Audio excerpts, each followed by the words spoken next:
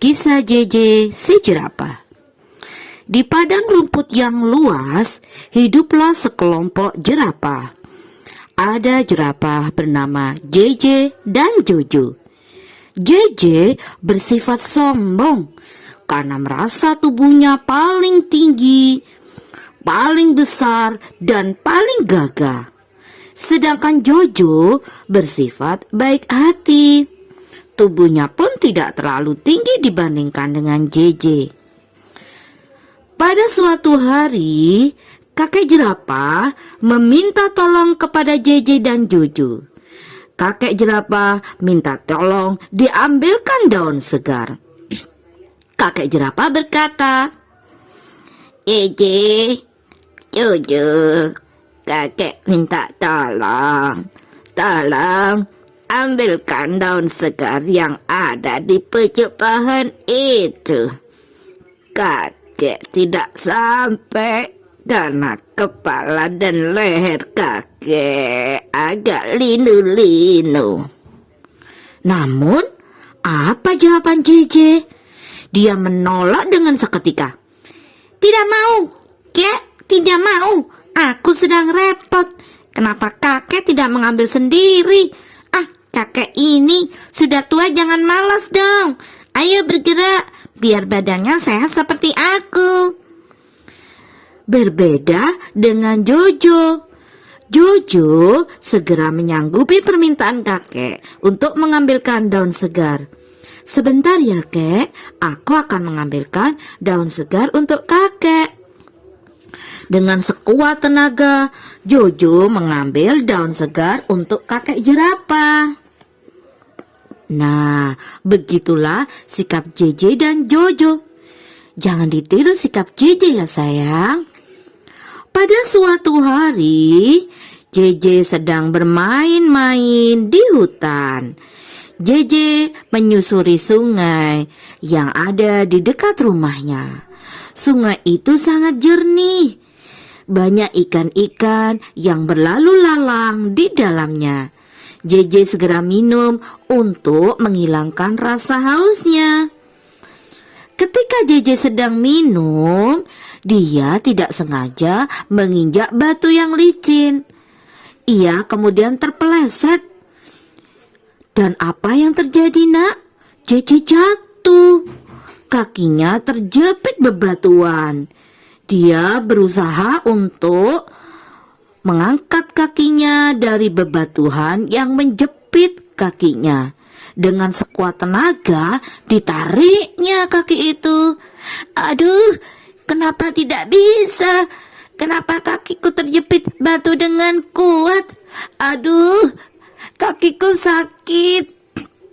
Aduh, tolong aku. Siapapun yang mendengar, tolong aku, kata JJ sambil mengeluarkan air mata. Rupanya batu yang menjepit kakinya itu sangat kuat. Teman-teman sebenarnya sih malas menolong JJ, karena JJ terkenal binatang yang sombong dan juga tidak membutuhkan orang lain. Dia berlagak menjadi binatang yang paling besar dan tidak membutuhkan pertolongan orang lain. Tetapi lama-kelamaan teman-teman, hewan yang ada di hutan itu tidak tega melihat JJ kesulitan. Mereka pun kemudian membuat rencana. Kata si kura-kura, ayo teman-teman, kita bantu JJ. Kasihan, dia terjepit batu itu sehingga tidak bisa melangkahkan kakinya. Teman-teman menjawab, hah? Ngapain aku membantu JJ? Kata si burung bango. Dia kemarin baru saja menghina aku. Katanya aku ini binatang yang tidak berguna. Katanya aku ini binatang yang jelek. Kemudian si tikus juga menjawab, cip, betul. Aku kemarin juga hampir diinjak sama JJ. Katanya, hus, pergi, binatang kecil. Kamu merintangi jalanku saja. Aku marah sampai sekarang. Sudahlah teman-teman, kata kura-kura bijak. Kalau JJ tidak usah didengarkan lagi. Kita kan sudah tahu kalau JJ itu suka menghina dan merasa sombong sendiri.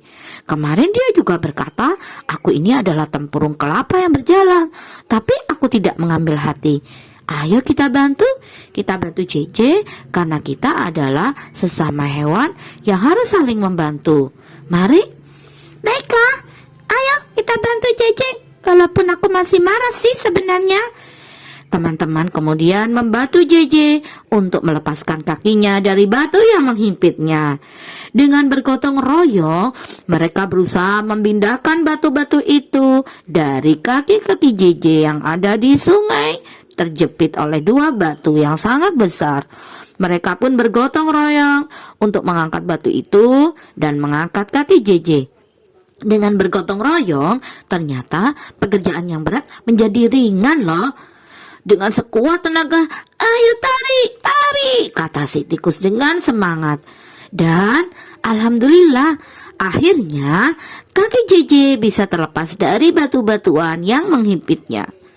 JJ merasa malu karena dia kelakuannya selama ini. Dia merasa tidak membutuhkan binatang lain karena dia merasa binatang yang paling besar. Dia suka menghina binatang lain dengan perkataannya. Dia selalu menolak permintaan teman-temannya yang membutuhkan bantuannya. Ternyata sekarang dia membutuhkan bantuan dari hewan-hewan lain. Dia menyesal. Dengan kepala tertunduk, JJ mengucapkan terima kasih kepada teman-teman yang ada di hutan itu. Terima kasih teman-teman. Maafkan kelakuanku selama ini. Ternyata aku salah. Aku bukan binatang yang paling kuat karena aku masih membutuhkan bantuan dari kalian.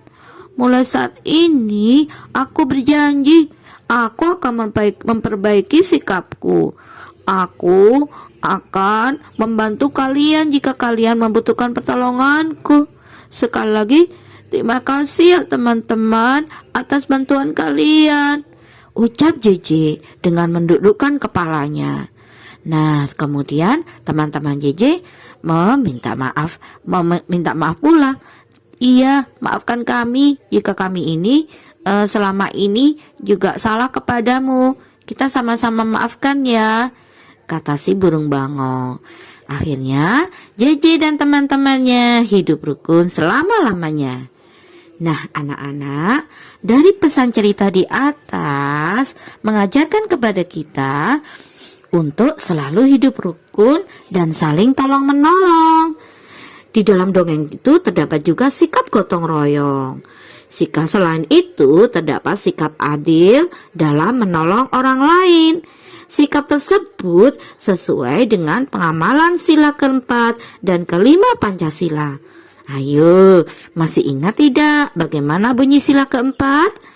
Bunyi sila keempat adalah, ya, baca yang ada di slide. Nah, dan bunyi sila kelima adalah, nah, betul sekali. Kita harus selalu mengamalkan sila-sila yang ada di dalam Pancasila. Dengan hidup rukun, gotong royong, saling menolong, kita akan menjadi manusia Indonesia yang bersatu. Di dalam dongeng tersebut juga ada kalimat permintaan penolakan loh. Coba kalian ingat-ingat, mana ya kalimat penolakannya? Ya, kalimat penolakannya adalah ketika kakek jerapah meminta JJ untuk menolongnya. JJ menggunakan kalimat penolakan yang kasar. Tidak mau. Itu sangat kasar sekali karena bisa menyinggung perasaan dari orang yang kita ajak bicara atau orang yang minta tolong kepada kita. Seandainya kita tidak bisa menolong orang lain dan benar-benar tidak bisa, maka ucapkan kalimat penolakan itu dengan kalimat yang santun. Awali dengan kata mohon maaf. Mohon maaf ya, saya tidak bisa menolongmu karena daun itu terlalu tinggi di atas kepala saya. Tapi aku akan berusaha. Nah, dengan kalimat penolakan seperti itu, tentunya tidak menyinggung perasaan orang yang kita ajak bicara. Lebih santun bukan? Nah, anak-anakku, demikianlah cerita hari ini tentang kalimat penolakan dalam dongeng, sikap gotong royong, dan sikap adil. Jadilah anak yang selalu bermanfaat untuk orang lain. Bu Guru akhiri cerita kali ini. Assalamualaikum warahmatullahi wabarakatuh. Sampai jumpa. Dadah.